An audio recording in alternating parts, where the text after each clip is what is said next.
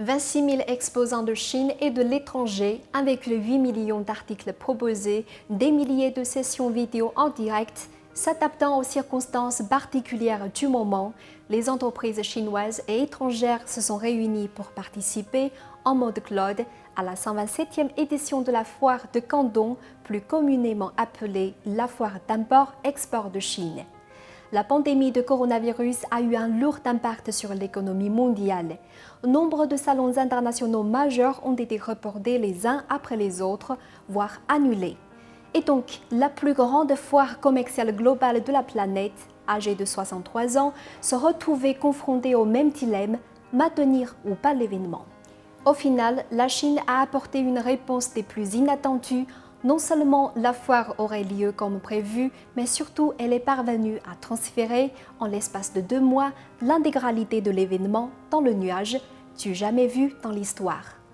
En adoptant en urgence une approche novatrice, la foire de Canton a transformé une crise en opportunité. Bien qu'il s'agisse d'une alternative contrainte par l'épidémie, cette foire de Canton version cloud a démontré des atouts uniques.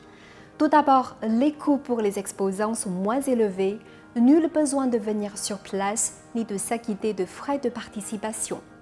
Ensuite, pas de risque épidémique. Une solution équilibrée est donc trouvée entre l'exigence de protection sanitaire et la tenue d'exposition d'envergure.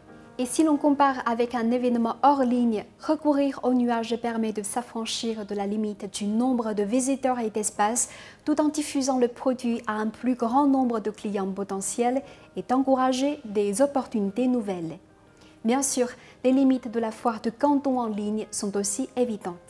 La diffusion en direct a des exigences comme une nécessaire vitesse de réseau élevée, ainsi les zones aux infrastructures incomplètes seront pénalisées.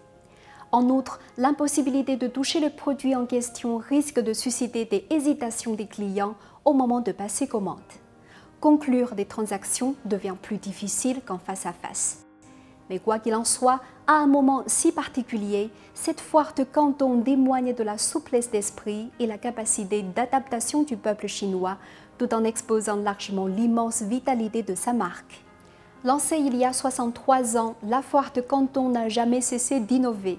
Ces dernières années, afin de s'adapter à la diversification des méthodes du commerce international, la foire a accentué sa transition vers le numérique. Un processus certainement accéléré cette fois en raison de la pandémie de coronavirus. De cet événement organisé en pleine épidémie, la rapidité d'action et le rôle joué par la Chine afin de préserver le négoce international ont fait émerger un cadre nouveau afin d'insuffler un nouvel élan au commerce mondial.